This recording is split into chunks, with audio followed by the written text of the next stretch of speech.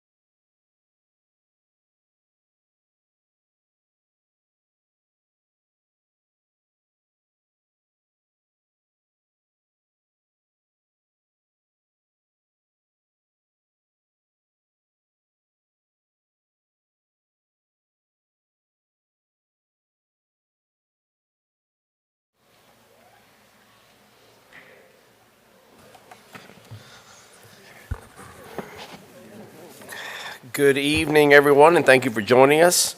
Hope you've enjoyed our student showcase tonight by the Advanced Treble Choir from Belton Middle School. If we could get a round of applause, please.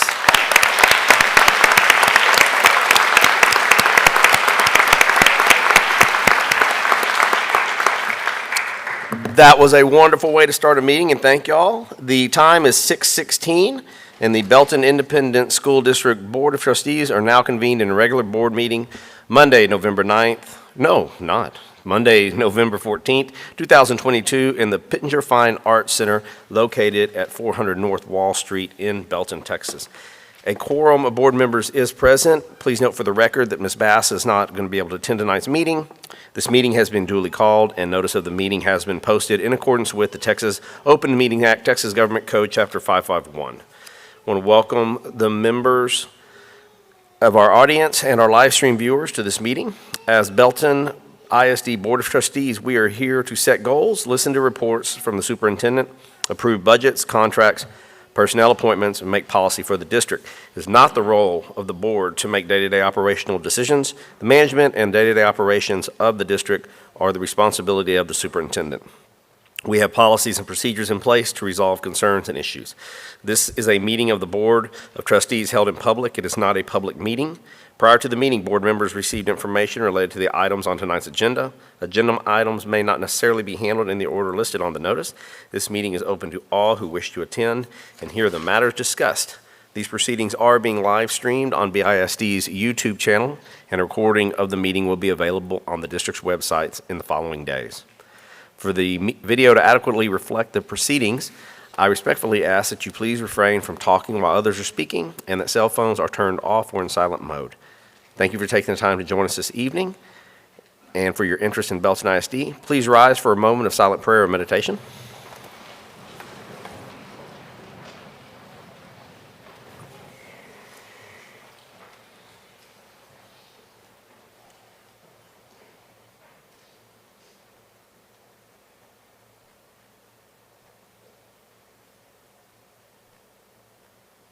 Okay, please remain standing. Communication team can introduce students from High Point Elementary School here to lead us in the Pledge of Allegiance and honors to the Texas flag.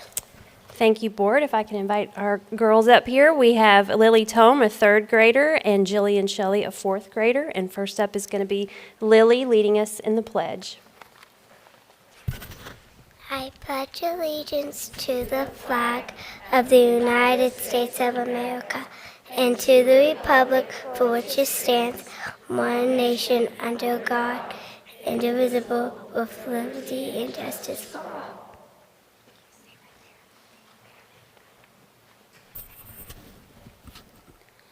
Honor the Texas flag. I pledge allegiance to the Texas, one state under God, one and indivisible. I want to tell you just a little bit about these girls. Lily enjoys gymnastics, drawing, and playing with friends. Some even say that her name should actually be Joy because she has joy in everything she does. She enjoys figuring out how things work, and her smile lights up every room that she's in. And Jillian enjoys playing volleyball for Ralph Wilson's, playing outside, watching movies under a warm blanket. Doesn't that sound nice tonight? She's a member of the student leadership team at High Point, and her favorite thing about being a High Point Colt is spending time with her friends and having her amazing teachers. So thank you, girls.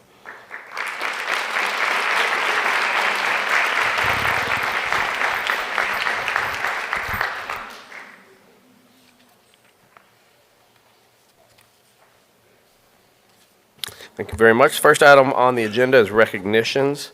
I'll let communications take it from here. Good evening, Board of Trustees and Dr. Smith. It's my pleasure to host our recognitions for this evening. First up, we have 9 students who have been honored by the College Board. 9 students earned academic honors from the College Board, putting them in the top 2.5% of test takers. This is Rhiannon Gaddis, Jaden Guijardo, Josue Martinez, Delilah Zuniga, Matthew Herrera, Adriana Martinez, Diego Ramos, Hayden Presley, and Isaiah Devashire. We are super proud of these guys. They did an awesome job and are representing our district extremely well.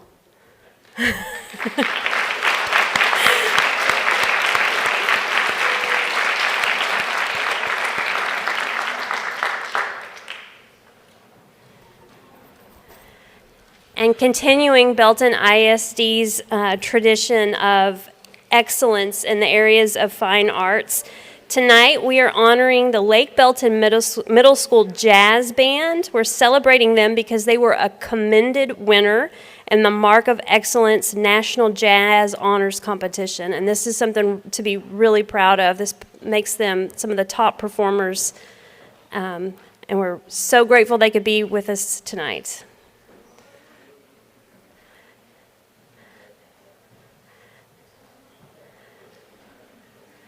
It's a big group.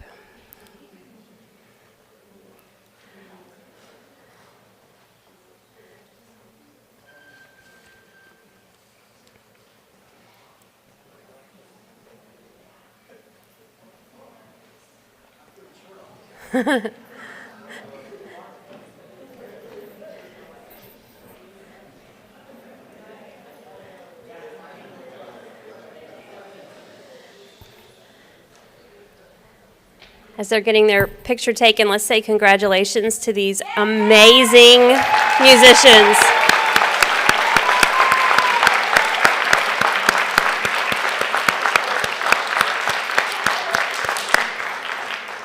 Great job. Now, moving into our portion of the meeting where we talk about our amazing world-class employees, our Temple Rotary Educator of the Month is Miss Marla York. She teaches 8th grade social studies at North Belton Middle School. She's in her 24th year in education. 19 of those are right here in BISD. Her school says about her, Marla goes above and beyond. She does a fabulous job teaching history to her students, supporting them in after-school extracurricular activities, and holding high standards for their academic performance. North Belton Middle School is thankful for her dedicated service to each and every student, and we are honored that she is representing our community. So congratulations.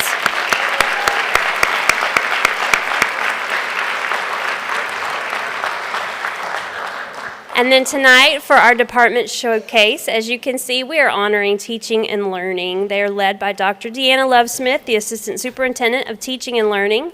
They provide instructional support and professional learning in core areas and provide oversight for the following programs: homeless, foster care, English learners, gifted and talented, advanced academics, career and technology education, and students served through 504 and special education programs. They are the heart and soul of BISD, and it is our pleasure to honor them this evening.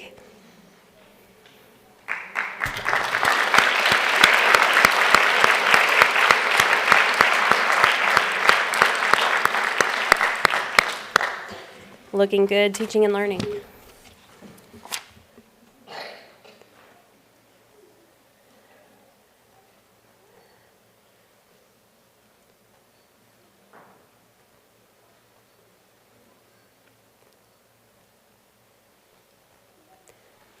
And that concludes our recognitions today. Thank you.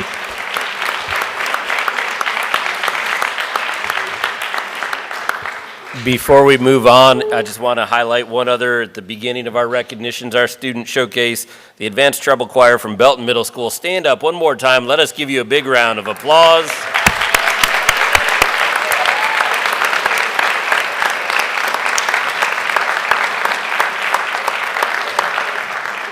Thank you. Okay, that concludes our recognitions. Now, if y'all would like to stick around for the rest of the meeting, we'd love to have y'all here. I see people shaking their head no over there. But we will give you a few minutes to go ahead and go on about your night as well. Thank y'all very much. Can we go this person?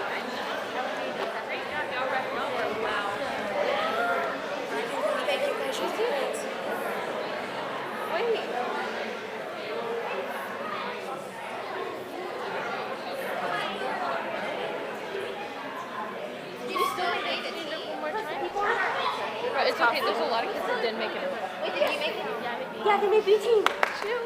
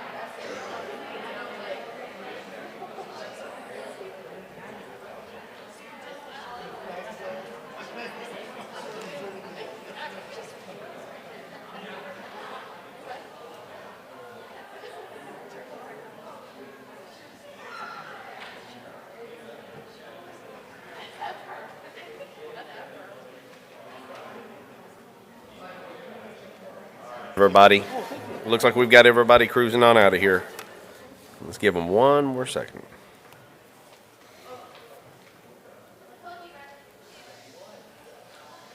Okay, based on policy BD local, we take public comments regarding items on the agenda at the beginning of the meeting. I do not see any. Connie, do we have any others? Okay, we have one non-agenda item which will be handled at the conclusion of the meeting. Next item on the agenda is the journey of a graduate. Dr. Smith. Trustees, again, thank you for your time this evening. We had a wonderful workshop, and we're excited to have this meeting of the trustees tonight. As we get these kicked off every time, we talk about either a value and belief, our vision statement, or in this case, one of the competencies of our journey of a graduate. And so the one for this month is focused on communication. It says a BISD learner articulates thoughts and ideas effectively using multiple modes of communication. If you would, weigh in on ways that you see this happening in our system and ways that we're working to grow this in our system if you so choose.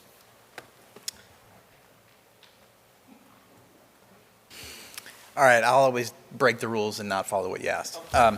Sometimes I struggle with this a little bit, the communication piece of it, right? So from an employer standpoint, right, I look at this, why this is important for me is because I think I said this maybe a couple meetings ago, is all the easy problems in the world have been solved, right?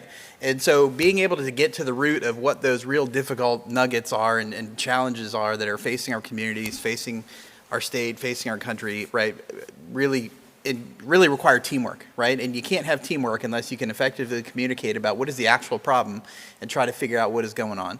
And so it's so important for us to incorporate that into all of our lessons to build that future workforce.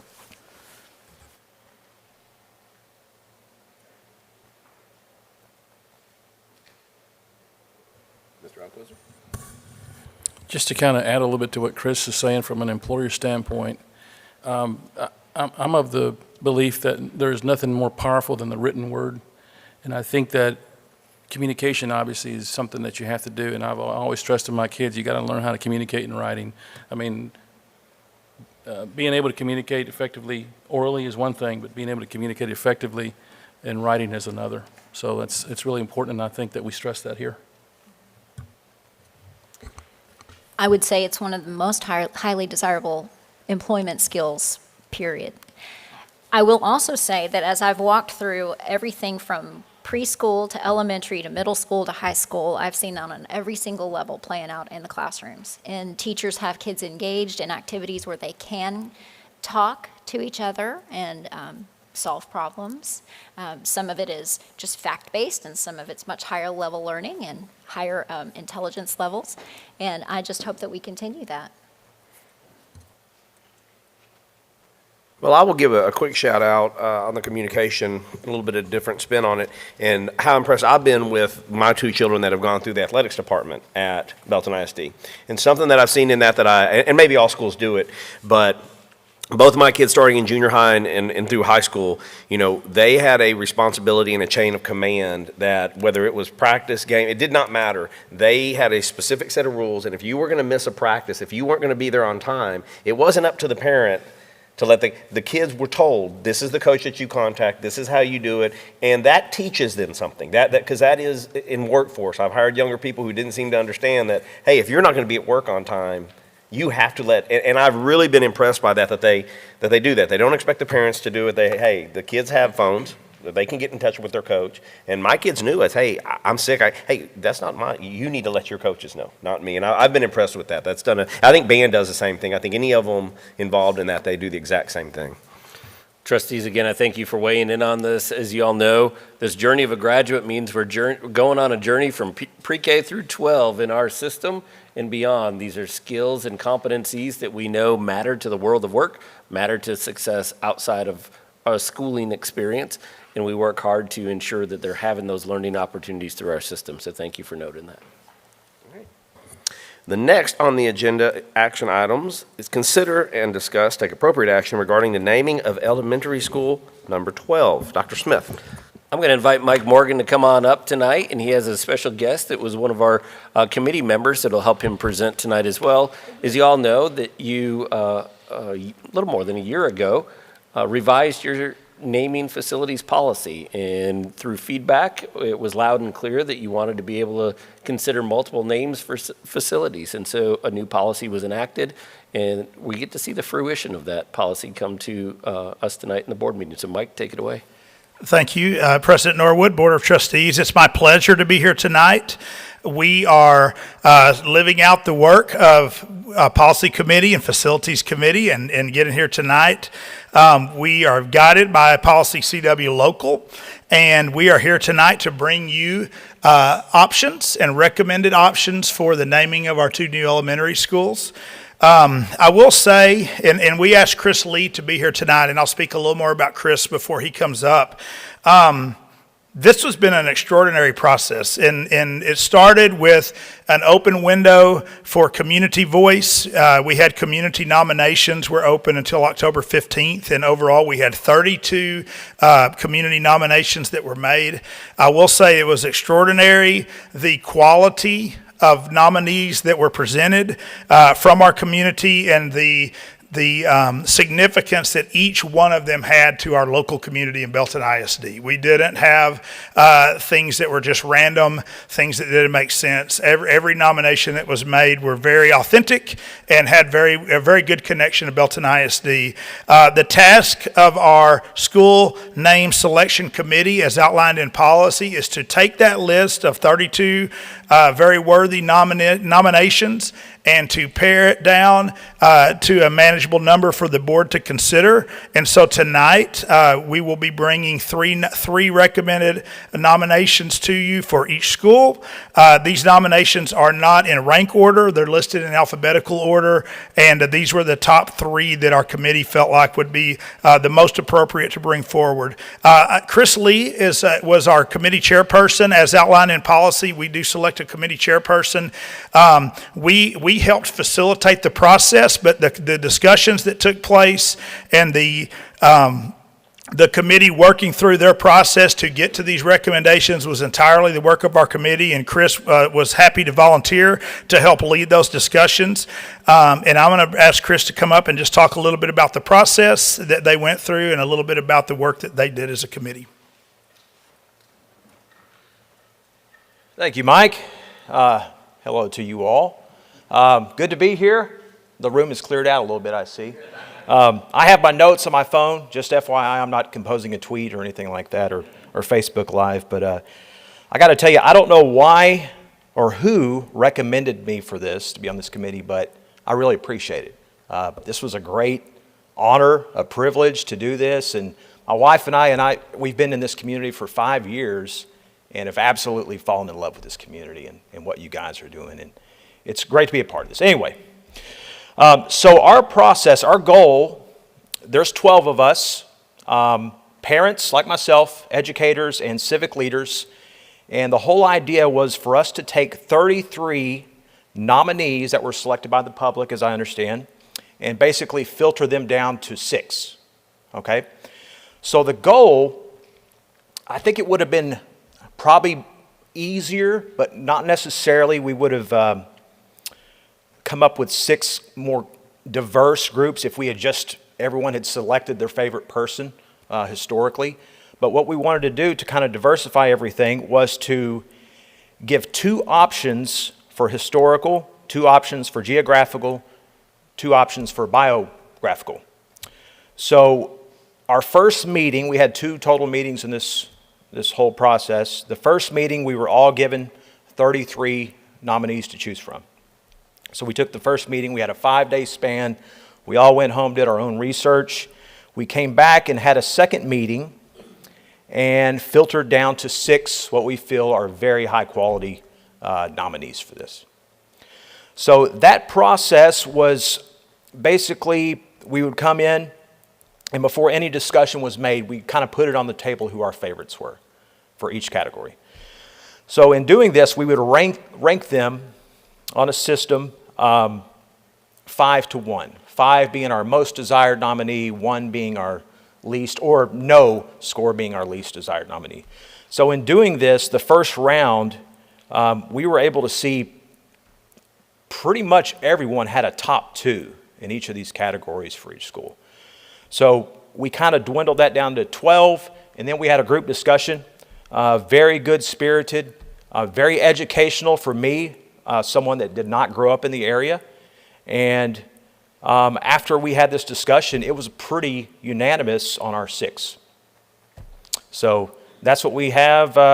It's some great names, man. I tell you, the only real point of contention that we had during this meeting was which school would get which names on some of these. They're just really high quality names, and proud of the work we've done here. You guys have a tough decision ahead of you, but good luck.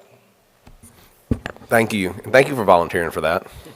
I think it's important to note, as Chris said, we had significant parent voice, community voice. We also had student voice on this committee as well. And I was blown away by our students that represented, and their engagement in the discussion and their ability to step up and say, well, have you thought about this? Or, yeah, I see that point, but have you thought about this point? And it was really impressive to see them do this. And I think, without further ado, before we move forward, I will say, I think that our policy committee came forward with a process that was implemented well because of the quality of individuals we had on our group, but there's a lot of integrity to this process as well. I feel like that the integrity from our community to give worthwhile, considerate, and significant nominations, and then the work of our naming committee to really take it seriously and come in and really have done their homework and had great discussions around that. So very, very excited to move forward.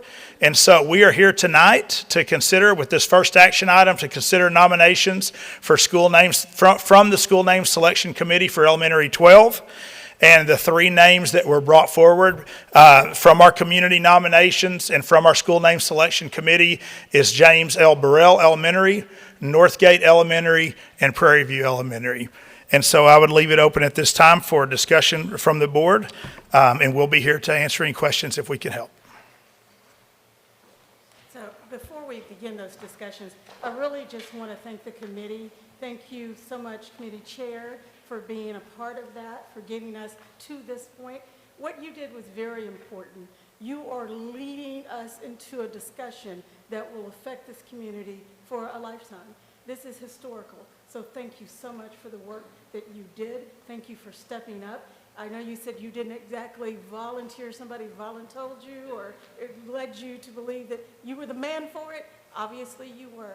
So thank you so much for doing that. My pleasure. Board, open it up to discussion. I'll start. Oh, good. I'll start. So I look at these names and I'm very excited about all of them. I am most excited about James L. Burrell Elementary. This is an opportunity, board, for us to do something. I used the word historical a moment ago. I'll use it again. This is so exciting. I absolutely believe that James L. Burrell Elementary for number 12 is where we should go.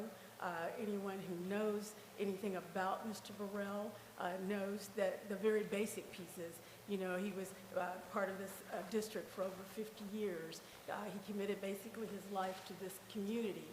There are so many other things, and I know that other people have done that and more, but I am most excited to get behind James L. Burrell. Yeah. So I know some members of the Burrell family. They are stellar, shining examples of our community.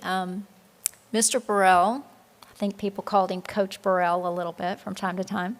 He impacted so many lives, whether he was teaching special ed, working with other students, driving a bus. I mean, the man did so many things, and everywhere he went, and the fact that he was here pre-integration and then just post-integration in this district, he is just such an example of who we should all strive to be.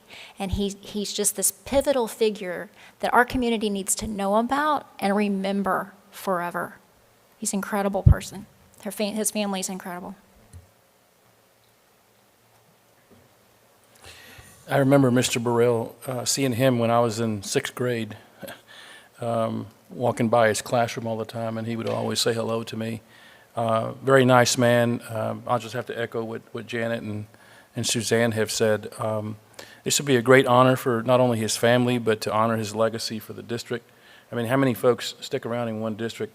In 50 years, I mean, he was employed here, right? How long was it exactly? And it was more than 50, wasn't it? I'm going to have to phone a friend on that one. And Todd Schiller turned his head behind, so. I think it was 52 years. 52. 52 years, right. So I think it fits, and that's where I would be going if I were having to raise my hand here shortly. Well, I was super excited a couple years ago when we talked about coming up with this policy of being able to honor folks that have made huge impacts on BISD.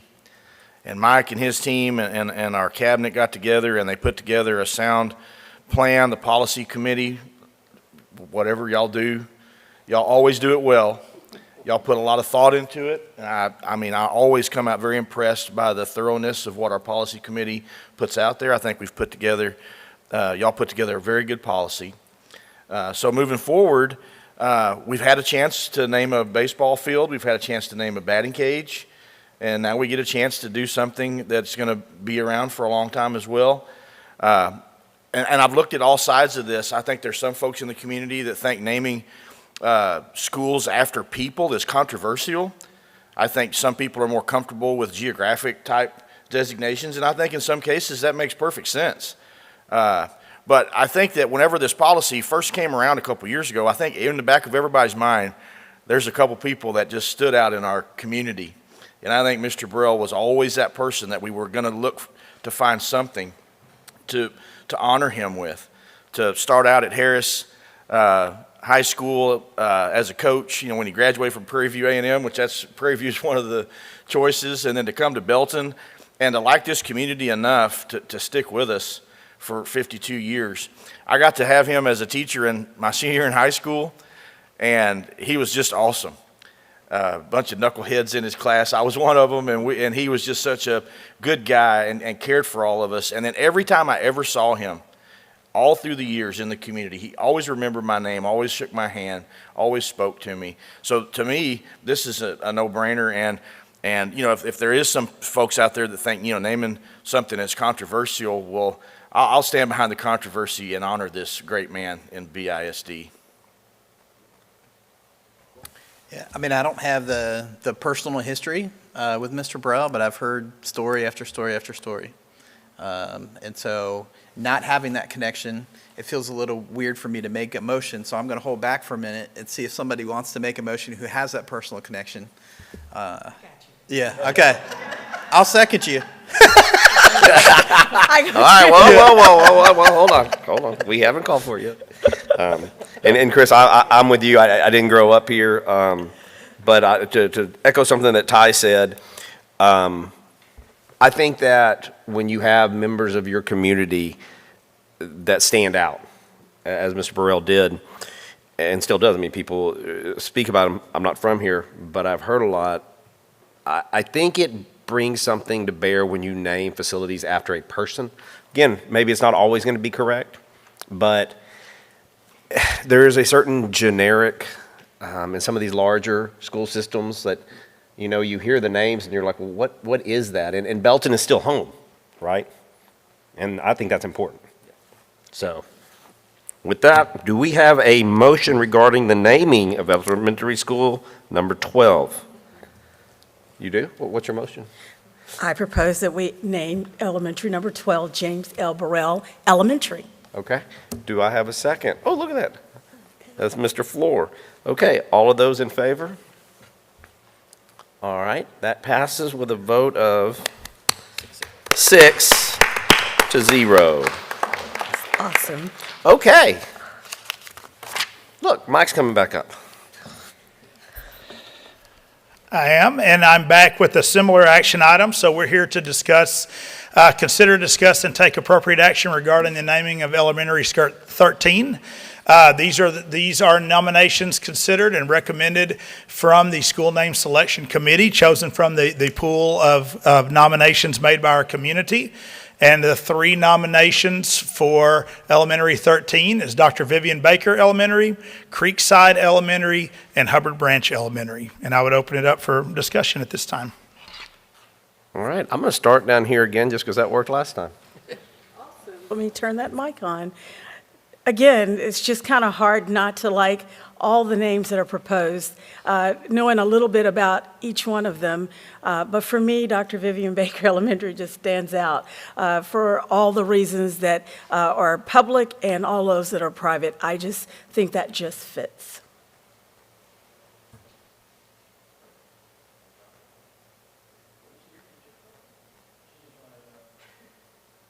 One of my English teachers, yeah. So I'm quite familiar with her. Yeah, you know, like I said, I think there's different cases for different ways to do this. And to me, there's two things that were kind of cool about the nominees. They're all three cool, but, you know, being raised in this area, my dad being an old fisherman and old hunter, we always talk about where the confluence of Nolan Creek and the Leon River meet, and it's just not too far from this campus. I thought Creekside was pretty cool because of that geography. I think that's kind of neat. It kind of like Charter Oak, there was a reason for that because of the charter tree, the oak tree. I think Creekside is pretty cool.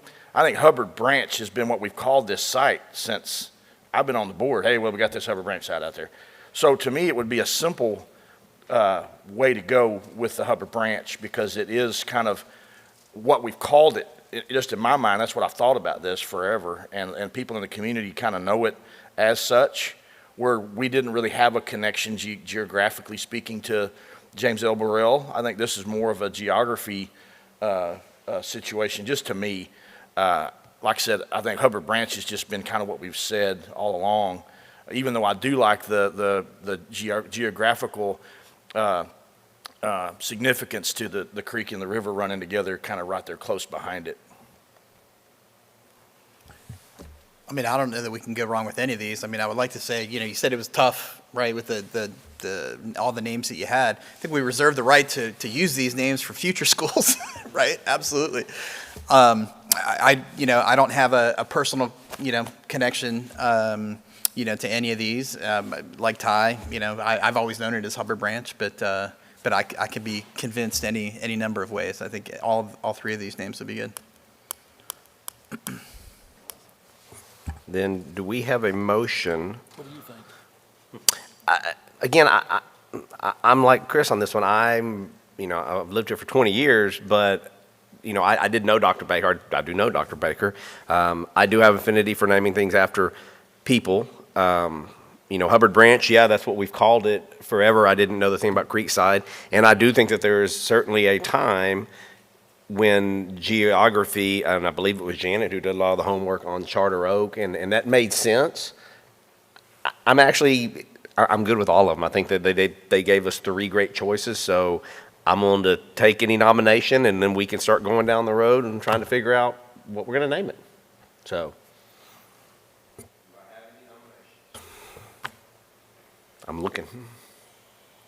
I think I'd like to go with the Hubbard Branch just personally. I just, like I said, I think it's already been kind of identified as such. It's kind of what it's been referred to. People in the community kind of already kind of refer to it as such. I mean, to me, that's the one of the two non-name names that I would choose personally.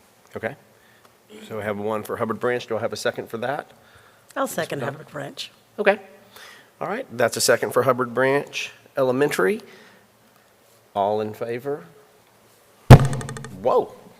Okay. That would be passes. Thank you, with 6 and 0 opposed. On an aside, thank y'all very much for serving on that committee. I think this is probably our 4th or 5th, maybe 6th thing to name. And thank you to the policy committee, because it's very difficult to be on the board and be in charge of naming things because you feel like maybe you've left out community members and the other thing that I'm so impressed with, I know y'all didn't sign non-disclosure agreements, but none of this leaked out. None of us got contacted on social media about, well, you better name this school this. No, we didn't know. And so that y'all did a great job of. Huh? I didn't see it in the packet. You didn't see it in the packet? The names. Oh, no. Yeah, we didn't know. And Found out tonight. that is very nice because, I mean, you know, people are passionate, and if the names leak out there, then we're going to get phone calls and be like, well, you know, you have to name it this. So great job. Thank y'all for that. And policy committee, thank y'all for coming up with the way we name things. Hey, Jeff, one more thing real quick. Sure. So just a question for Mr. Lee, or maybe an ask. If there's anything that we can do from a policy standpoint to make this process easier, more effective, more efficient for you as somebody who's been a chair of a naming committee, please pass that information along, right? Thank you so much for your service, but we want to make sure we continue to improve process as we go forward. Sounds like it was pretty successful, but if you had any feedback, we would love to hear it from you at some point. Yes. Yeah. Ms. Lee had a question? Yep, I've got one question for Mike. When and how will the family of James Burrell be notified? We'll start those notifications tomorrow. Okay.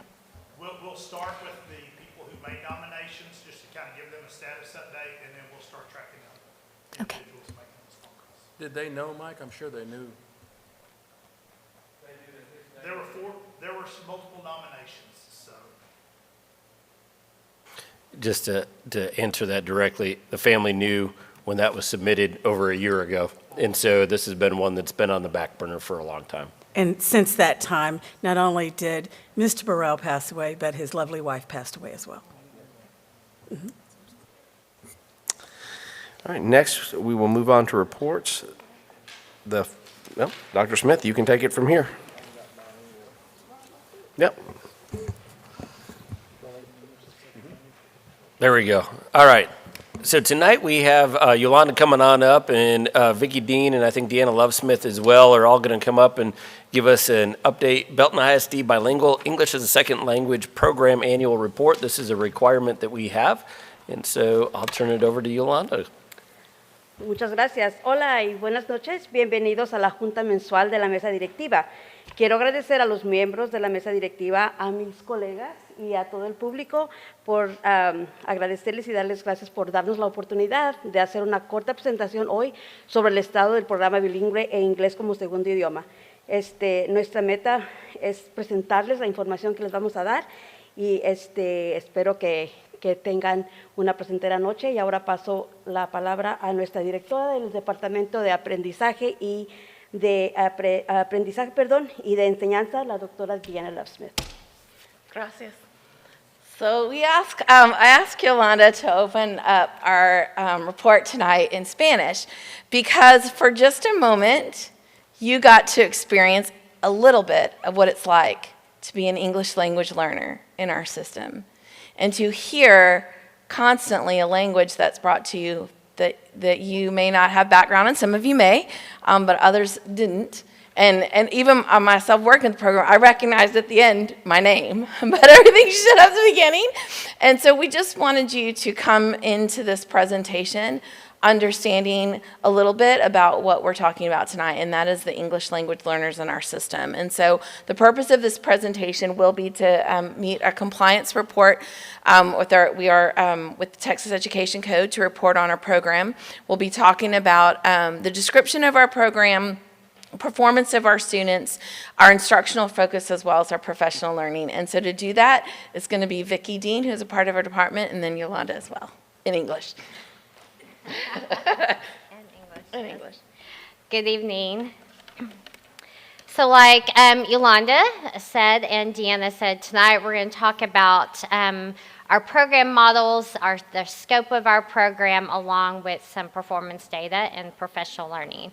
So our program in Belton encompasses several models, from bilingual to our English as a second language models. Those are our two models. But under the bilingual program, we have dual language immersion one-way and dual language immersion two-way, which is a newer program, along with transitional early exit. So those are our, when we think about our bilingual program. And we have 386 students that are involved in that program. And over the course of the last couple of years, we've seen our program increase by 21 to 36% over the last couple of years of students being involved in that program, in those programs. And then our English as a second language program, which y'all probably are a lot more familiar with ESL, we have 543 students that are involved in that program.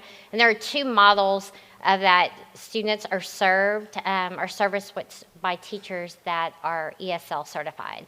So either through their content teachers or through a pull-out program.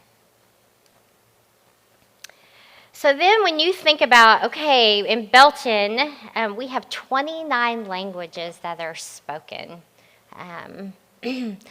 But highlighting our top 5 languages of students that are marked emergent bilingual. The top is when we look at English, Spanish is our a top language, and then we have Korean students, Urdu, and Vietnamese. And then the other 20 or so are sparse with 1 or 2 students through the programs. So over the course of 5 years, you can see that even though that our student population is growing, as well as our emergent bilingual population is growing, but it's still staying around 6 to 7% compared to our overall growth in our population.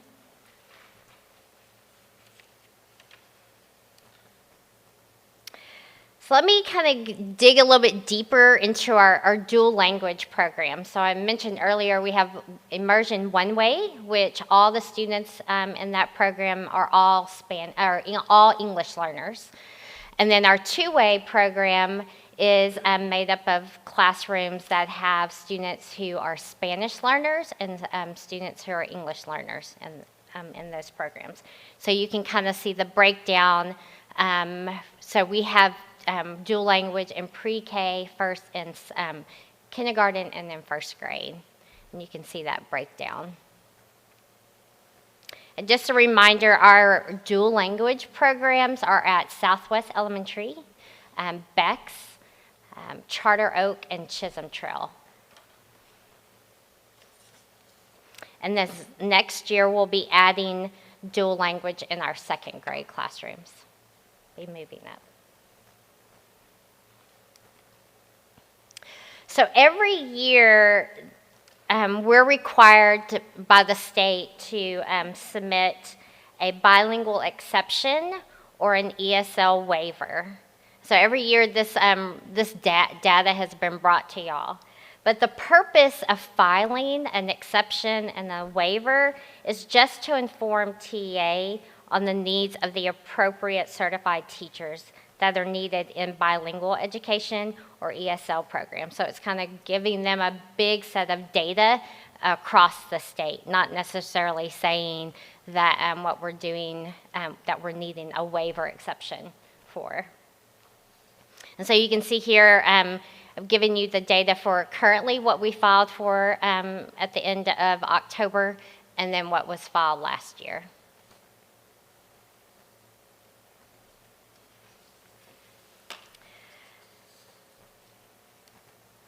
So the next 2 slides, I'm going to kind of go over some big picture of TELPAS. And TELPAS is the Texas English Language Proficiency Assessment System.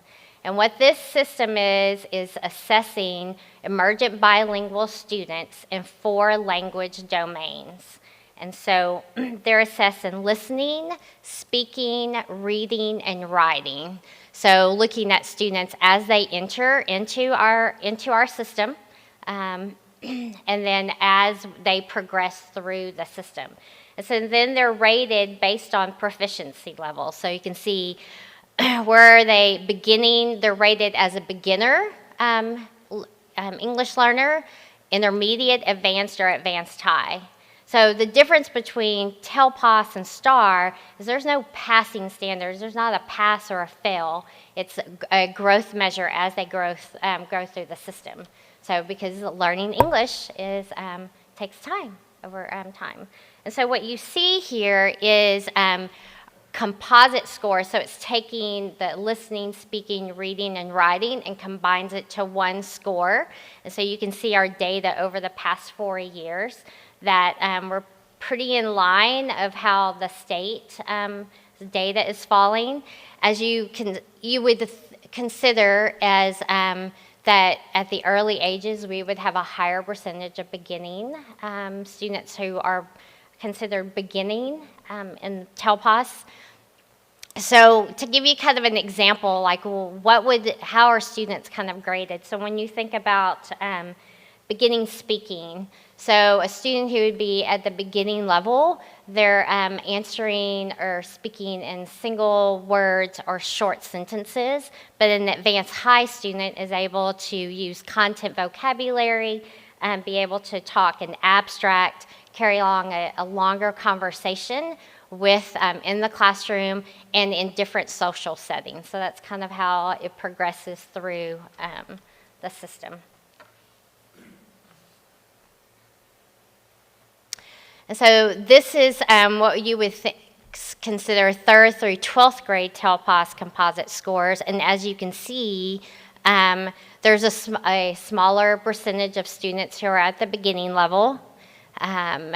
Still kind of a third of our students who are at intermediate, and then advanced and advanced high.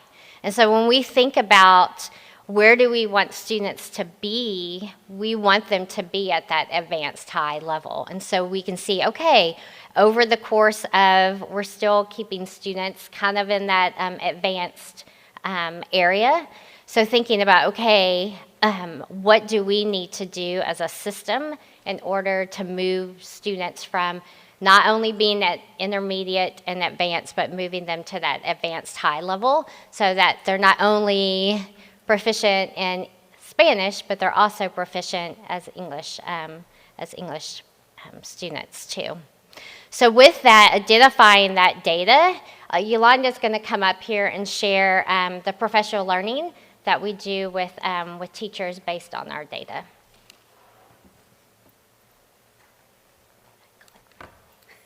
So good evening again, and this time in English, they said. So as you can see from our slide that we have provided lots of opportunities for professional learning for our staff. And kind of keeping with the trend that we focused on today, you know, one of the competencies that we talked about in JOG was communication. And both board members kind of talked about the oral communication and then the written communication. So we're going to focus on that top part that's called structured conversations. And structured conversations are opportunities that we have for teachers where teachers design opportunities or activities, and they are structured such giving students an opportunity for giving them enough direction and support so they are able to act, I'm sorry, I have my notes but not my glasses, apologize. Able to actively listen and speak to one another, and they are better able to verbalize and internalize their learning, which decreases or prevents the one-way communication that occurs with traditional lecture-only based instruction. We have gone through the implementation cycle with this component of instruction that began with the initial learning provided by Alicia Alvarez Calderon. She is an outside consultant that has worked with us. And then we conducted classroom walkthroughs with ICs, principals, and coordinators. And then we debriefed with teachers to provide feedback and then determine the next step. Structured conversations are an integral part of instruction that increases student interaction with each other and with teachers. These can be implemented in any content area and in any language, which is valuable as we have added now our English proficient students into our program. Want to thank Yolanda. She's been in this program for a very, very long time. She's instrumental in working with our families and our teachers. We have 2 positions in this. We've had a dual language coordinator position open for this year. We still haven't found the right person. We've made a lot of strides in this program, and so we've been, like she said, contracting with Alicia out of Northeast ISD and some additional support for our teachers. But we are proud of where this program's going, and with our English learners, and especially looking for more and more students to be biliterate. And that is our goal, that these dual language will be in 2nd grade next year, but we'll get them so that they are earning their high school credit and having been part of this program, be biliterate. Do you have questions for us? No, I want to thank Yolanda, because Yolanda taught my boys when they were in dual language in the early 2000s, and they loved her so much, and she's an excellent teacher, so I know she's a fantastic resource for this entire program, no doubt. We made a lot of strides in our dual language program over the last 2 years, and I appreciate Vicki, who's been stepping in to support Yolanda and her great work. Anything else? Have we Do we have ways to measure the benefits outside of just the dual language proficiency, right? So much like music is complementary, right? The dual language is complementary to, some of the other learning that's going on. Like, have we been doing this long enough to kind of have those touch points to be able to measure sort of the benefit in the other areas yet? You understand what I'm asking? No? I'll jump in on that because I think there's a large body of research around language learning that talks about the benefits to students.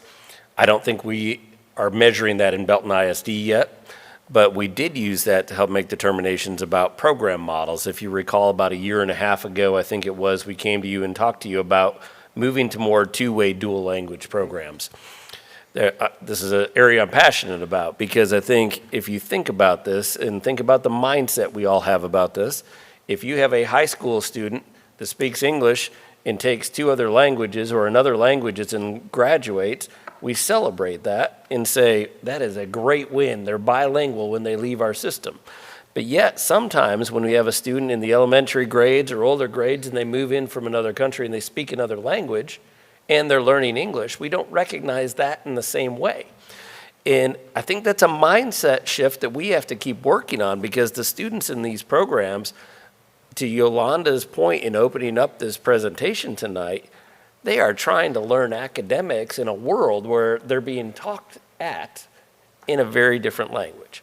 And so in making the determination to pursue the program model and get to more two-way dual language, the goal is to create more and more emergent bilinguals and more bilingual graduates in Belton ISD because we want our students that are coming from a different country that have a different language background to learn English, yes.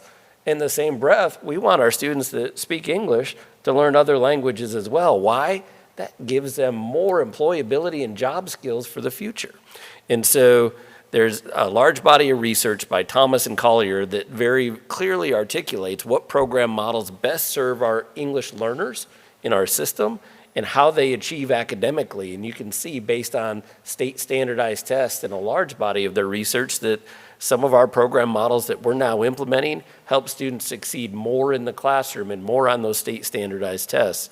We don't have that rich data set in our district yet, but that's the reason, what you're alluding to, Chris, I think is the ultimate reason why we wanted to shift some of these program models is because we want our kids to graduate with that language foundation at the academic level so they can go out into the workplace and communicate with more people than ever before. I mean, I think this is a great program. Is there anything that you need from us, right? So from a policy standpoint, from, anything that we can do up here, like to help move this forward? I just, off the top of my head, I think just for us to continue to talk as a system about the value of students being bilingual, that what we want to see is those dual language programs, the two-way programs grow, and to be serving more students that we will at the end of their 5th grade year have bilingual. And so just really be that advocate voice in your areas with our families around the importance of that and how we value that is important. I also go back, and Vicki brought it up in her piece, 29 languages in our system is something to be very proud of. And so to talk about, when we think about each and every, and talking about that, we are excited for that one person that speaks a language that no one else speaks, and we value that for them. Real quick, back to your point, Matt, if kids can truly become bilingual, whether it's speaking English or Spanish, can we prove this and then at graduation honor them somehow? We can work on that. That's a great idea. Yes, we can. We'll do a follow-up on that. We'll examine some ways to honor our students that demonstrate bilingualism in our system. That's a great idea. Any other questions? No. Thank you all very much. Thank you all for the good work you're doing. Next on the agenda is Facilities Committee report. Well, it's a fun time to be on the Facilities Committee. I'm having a lot of fun. Was really upset when I found out we had canceled December. I'm really upset about that. I just want to be clear, we do not have committee meetings in the month of December. That's policy as well. Well, we probably need to talk about that policy then. So, but we got an update on the naming. I think Mike and his folks, Chris, who probably went home to watch Monday Night Football, maybe a basketball game. I don't know why anybody would want to do that instead of being a board meeting, but he's gone. They did great work. Thank y'all so much for that. So now we can talk a little bit about the bond updates. We talked about that. James L. Burrell, the site clearing is done. They're digging pilings down in the ground, and they're getting rolling on that. Hubbard Branch, we're still kind of in the early stages of that, but you've seen the picture of it, the design of it. It's going to be cool because of the topography of the land. Got updates on LBMS, even saw a rendering of what it could possibly look like. That's cool, the fine arts stuff over there. Southwest, I think it's going to be really neat. And Southwest is all teacher-driven. The teachers have been on this, telling them where they want it, what they want, how they want it done. I love that when we include our educators on that. The Belton High School, the CTE, they've even showed us what phase 2 maybe down the road could possibly look like, but we're moving on Belton High School. The one that excites me a lot is the Delta program. I just think that's neat. We're projecting to have around 50, a little bit over 50 kids soon. This facility is going to make a big difference in not just those kids' lives, but their families' lives, to be able to maybe teach them some skills to get into the workforce someday. I think that's cool. Our ag facility, I think we've really leaned on our ag people this time. The people that know what they're doing, and they've been putting a lot of input into that. We're getting some good feedback. I think we're kind of into the design phase on that. Don't forget, we have a lot of money put towards safety, vestibules and safety things at all of our campuses. They're working hard on that.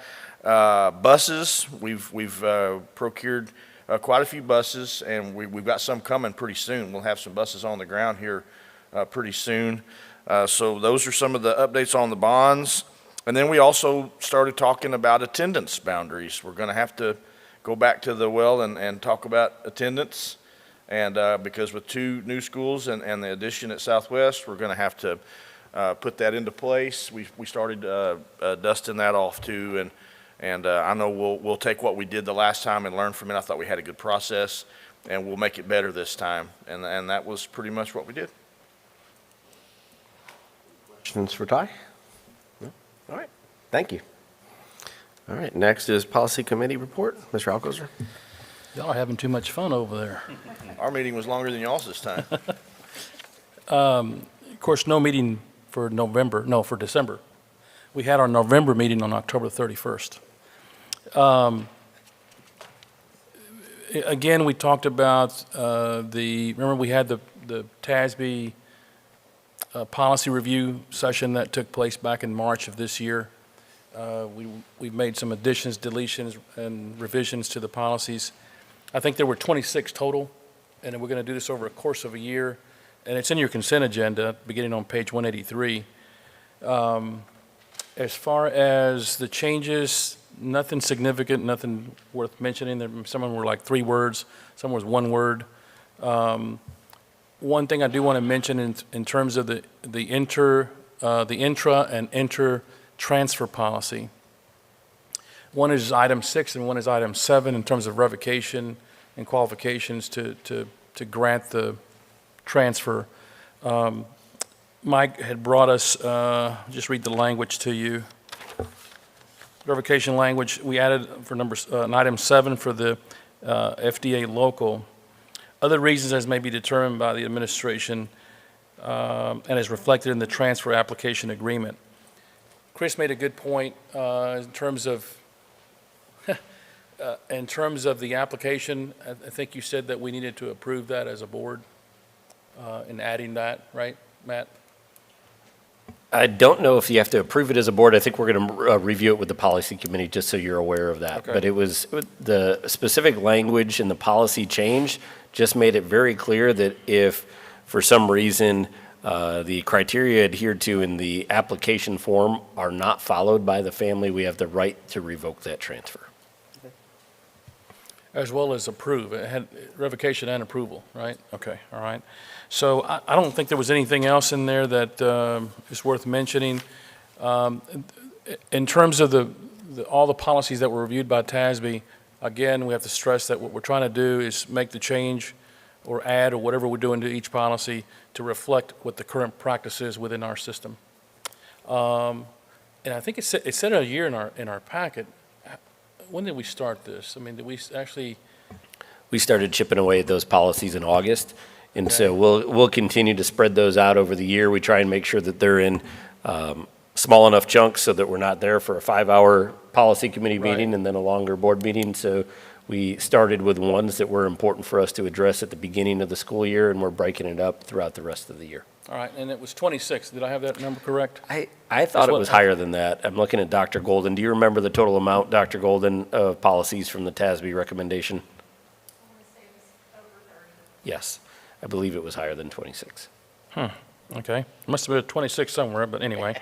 I think that's it. Janet, you and Chris have anything else to add to that? All right. Well, thank you. Yours doesn't sound as fun as Mr. No, Taggart's, it but it's quite there. innocuous. All right, next is Superintendent's Report. Dr. Smith. Trustees, again, the purpose of our superintendent report is to make sure I'm providing you with some administrative information every month on what's going on in Belton ISD. Some highlights. Thank you all for taking some time to visit campuses with me and to walk through our hallways. One of the things that I hope you see are the results of your work as a trustee. The more you work on goals, setting direction, providing sound governance and policy decisions helps us do great work in the classrooms and in our buildings. And based on the visits that I've seen, I think you've all seen some really good things happening, and we're going to continue to improve on those things as well. I was proud to be a guest speaker for a few classes at Belton High School, where they asked me a little bit about policy development and how that comes to life and how we live out our values and beliefs in Belton ISD through policy. And I had some great questions, and I had one student who may have fallen asleep on me, but I worked on that. No, it was a wonderful experience. I was thankful for the invitation for those classes. I got to speak to 4 different classes over 2 days. I was able to also judge the public relations category for an FFA contest recently at Salado High School. It was my first time judging in that area, and I don't think I screwed it up too bad, but I was floored by, and it goes back to one of our competencies in Belton ISD in communication. I was floored by the quality of participants from all of the school districts around in that competition. These students had a task, and their task was to be able to present to us as, quote, million-dollar investors. So they are presenting their FFA program, the needs of their FFA program, and the purpose of their FFA program to potential people to give and invest in their program, and that was what we had to judge them on. And I was blown away by the quality, the professionalism, the sincerity, and the passion that these students had for their FFA programs. And I'm really proud to say that Belton finished second in all of that, out of numerous presentations that night. So it was a wonderful experience for me. Also got to stop at the Roy and Jean Potts Swim Invitational. I wanted to bring this up because you as a board of trustees, again, your work matters in the system. You allocated funds to allow us to repair that pool and get our kids swimming as soon as possible. And so when you go on a Saturday to see this invitational and you see that swim center packed to the gills, which is a talk for another time, but packed to the gills with students participating in the swim invitational, it is something special, and it directly impacts our ability to connect kids to things that they're passionate about in our system.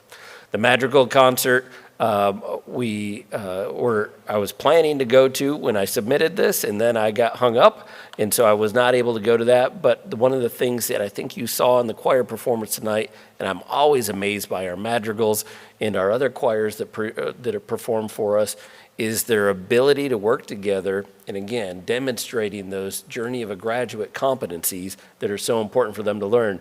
But they show how they work together to achieve a task that is the performance that you see in front of you. We're super excited about those things. Finally, the MJROTC birthday ball ceremony was this weekend. Able to attend that as well, and I'm really proud of our ROTC program at Belton High School. Finally, the District Safety and Security Committee, I want to give a shout out to Pete Ramirez, Dr. Cassandra Spearman, Mike Morgan, Tiffany Sommerfeld, all of the people who work, Cynthia Bodie, all of the people who work to make that monthly District Safety and Security Committee meeting. It's not quite monthly, but to make that happen, they're doing really good work. We took a look specifically at that last meeting at the one of the reports from Uvalde and dove into that and talked about that as a group, and I thought it was an excellent learning experience and an excellent catalyst for us to make some improvements in Belton ISD. And then finally, as you all know, Belton ISD, we're a member of the Future Ready Superintendents Leadership Network. That is a network of school districts around the state. We had our first learning experience in San Antonio where we focused on teacher retention and recruitment. And that directly aligns with your goal of ensuring that our staff feel valued, supported, and challenged to grow. We were able to visit schools. We were able to talk to other district leaders around the state. We were able to hear from HEB, an executive in HEB, and how they manage their employee retention and recruitment efforts. And we were able to also hear from the San Antonio Spurs about how they work to develop culture within their organization. So I thought it was an outstanding learning experience. Our next one coming up is coming up in Houston, and we'll be visiting Tomball ISD in the next month. Dr. Smith, if you don't mind. Yes, ma'am. I'd like to also give a shout out to Cassandra and Mike for the hard work that they did at Belton Rotary last week. I saw Mike over there cooking pancakes, and Cassandra was passing out coffee and juice and milk, and they were working hard, and we ate well. Thank you all. I was really disappointed I missed that, but I missed the Madrigal concert and the pancake dinner for Belton Rotary because I was judging at the FFA contest, and that went a little long. So it was great. All right, any other questions for Dr. Smith? No? Okay, thank you, Dr. Smith. Next item on the agenda is a consent agenda. Does anyone wish to pull an item for discussion? Mr. Alcozer? Yeah, I don't want to pull anything, but in looking at I think there's 3 contracts in the consent agenda. I think in terms of provisions, there's a lot of overlapping, but each one of them is 27 pages long, and I just want the public to understand that obviously we don't approve anything unless it's been reviewed by counsel for the district, because there's a lot of legalese in there, and obviously we're binding the district to certain things, and something like this needs to be reviewed by counsel, because obviously there's lots of things in there, that, the public needs to know about, right? So, as I understand it, that's something that's always reviewed by council before it's brought to us for approval. Yes, sir. Okay. With that, do we have a motion to approve the consent agenda as presented? Ms. Lee, do I have a second? Mr. Taggart? All in favor? All right, that is 5, and I will be abstaining from the vote tonight. So that passes 5-0. Board members, this time, are there any requests for new information or reports from the administrative team? No? Okay.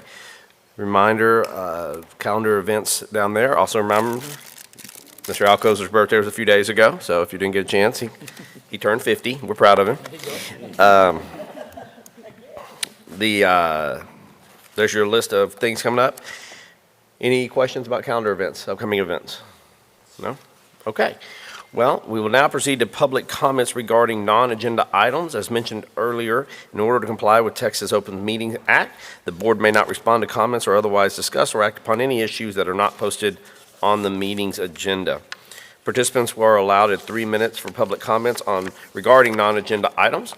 We will have a timer on the screen that shows your allotted time, and a sound will concur at the conclusion. When I call your name, please come to the podium and state your name and city of residence for the record. The first person is Hillary Hicklin.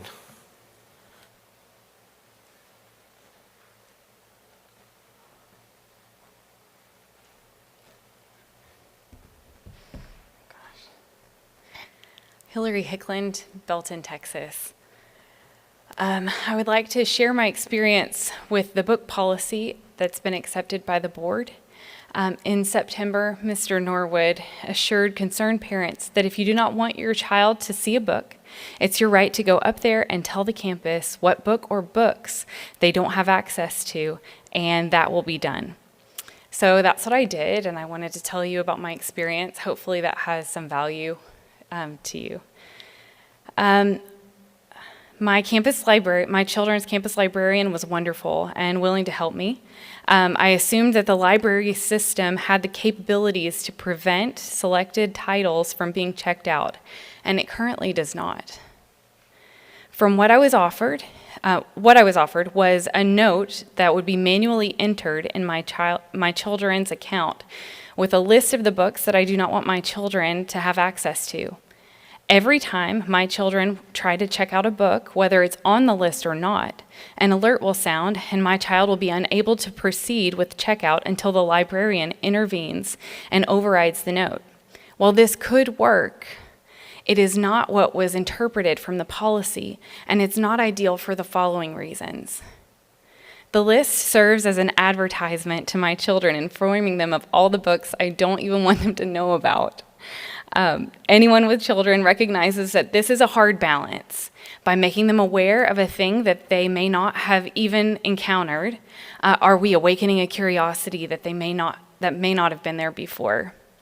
The other issue with this process is the burden that it places on the librarian. So much is being asked of educators, I cannot be a part of adding to that burden. Further, I do not want my child to be singled out every time they check out a book. As the policy was developed, accepted, and communicated to the community, I was under the impression that the individual titles could be selected and restricted as a feature within the system. Today, I discovered an article written last April detailing how Follett decided not to proceed with the new features for their Destiny software that would have enabled parents to be notified of the books that their children were checking out at the library, and to limit their child's access to materials within the library management system. I gave each of you a copy of that article. Okay. But aren't those the features that our district policy provided for? It is a possibility for the system, but Follett chose to align with librarians and industry partners regarding a potential parental control module. If it's the goal of the district to partner with parents, I recommend that the district seek another library system management company or develop a separate model that will inform parents. Thank you. Thank you. Okay.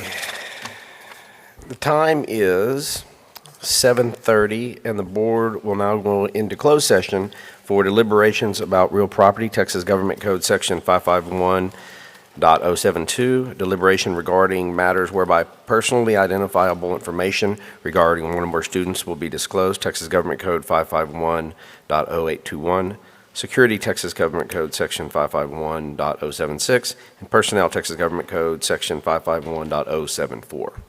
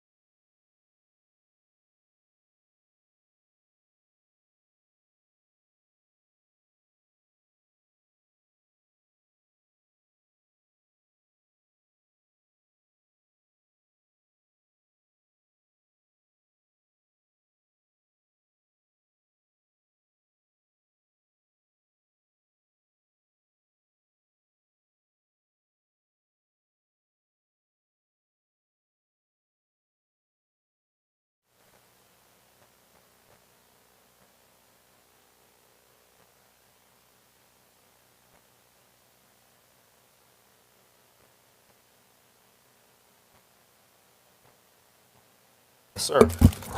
The time is 8:41. There being no further business to discuss, this meeting is adjourned.